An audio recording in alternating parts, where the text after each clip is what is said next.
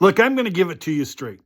If you're unwilling to invest in your spirituality, in your business, in your life, if you're unwilling to go to seminars or buy books and read books, if you're unwilling to pay money for membership, and I'm not trying to sell you my membership, but you should join my membership. If you're unwilling to do that and all you're looking for freebies, you will never be able to invest in your company. And most importantly, you will not invest in your people. And when you can't invest in your company and you can't invest in your people, they will not invest in you. Simple as that. It comes from the leadership. Leadership goes downhill, my friend. So you must set the example. If you want your people to invest in your company as much as you invest in your company, then you got to invest in yourself.